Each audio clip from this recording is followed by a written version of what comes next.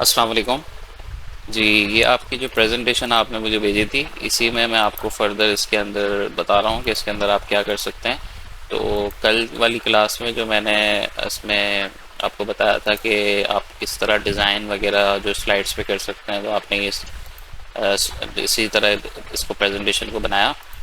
तो ये काफ़ी अच्छी बनाई है आपने प्रेजेंटेशन। दूसरा भी मैं इसमें ये बताऊंगा कि इसके अंदर ट्रांजिशन सब किस तरह दे सकते हैं स्लाइड्स में। तो इसके लिए आप जाएंगी ट्रांजिशन में। अब आपने पहली स्लाइड पे ही कर्सर रखा हुआ है, ये पहली स्लाइड सेलेक्ट हुई हुई है। और ट्रांजिशन में ये डिफरेंट ट्रांजिशन यहाँ मौजूद हैं, जिसमें आप कोई भी ट्रांजिशन पे सेलेक्ट करेंगे। जैसे आपने ये पुश पे सेलेक्ट किया, तो ये देखें इस तरह ये इस पर ट्रांजिशन आ जाएगी। आप कोई भी दे सकते हैं, ये वाली भी दे सकते हैं, ये वाली भी दे सकते हैं। फिर आप जब F5 प्रेस करेंगी, तो ये देखें इस तरह ये पहली स्लाइड खुलेगी। अब दूसरी स्लाइड पे कोई अभी ट्रांजिशन नहीं है, इस वजह से उस पर नहीं हुआ फिर हम दूसरी पे भी इसी तरह ये वाली दे देते हैं, और तीसरी पे भी इस तरह ये वाली दे देते हैं। तो ये होती है ट्रांजिशन। पहली भी ये वाली ट्रांजिशन है, फिर इस पर आप प्रेस किया आपने डाउन एरो की, तो ये इस तरह चल जाएगी, और डाउन एरो की आपने प्रेस किया तो ये इस तरह चल जाएगी।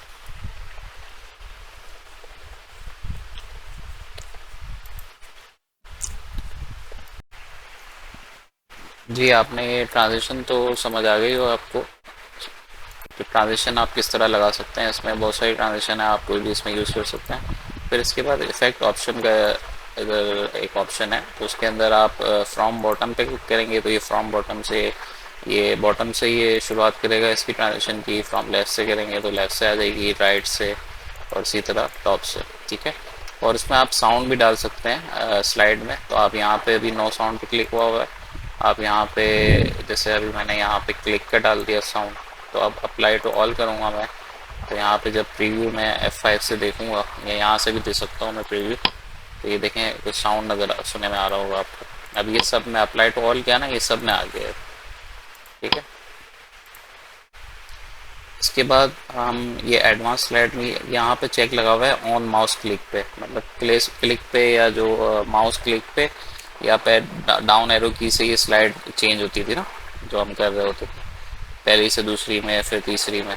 इसी तरह अगर आपको ऑटोमेटिक स्लाइड मूव करनी है, तो आप इस पर चेक हटा के आफ्टर पे यहाँ पे क्लिक करके आप इसको 5 सेकेंड का टाइम दे देंगे, 5 सेकेंड बाद वो दूसरी स्लाइड चला दे, और अप्लाई टू ऑल कर देंगी। तो F5 प्रेस करेंगे तो अब ये 5 सेकेंड बाद ऑटोमेटिकली ये स्लाइड्स को रन कर देगा। ठीक है।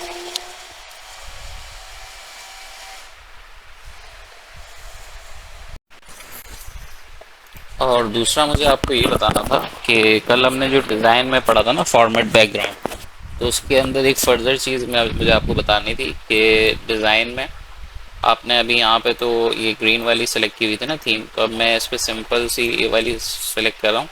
इसमें आप कोई बैकग्राउंड पे कोई पिक्चर्स भी डाल सकती हैं। इसमें आप फॉर्मेट बैकग्राउंड पे जाएंगे, और पिक्चर्स और ग्रेडेड फील। अब ये यहाँ ग्रेडेड जो आ रहा है ना, इसको आप हटा भी सकती हैं। पहले इसको 100% कर देते हैं।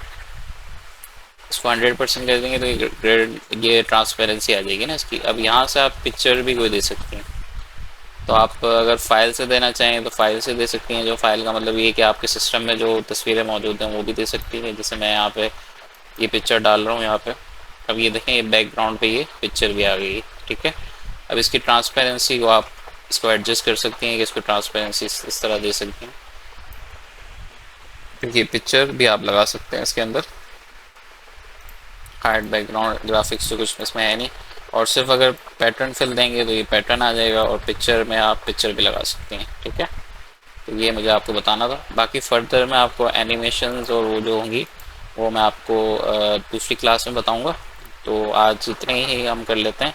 आप इसमें प्रैक्टिस करें, और इसमें और जितने भी आप प्रेजेंटेशन बना सकती हैं वो बनाएं, तो आपको उससे फ़ायदा होगा। Thank you. अल्लाह हाफिज़।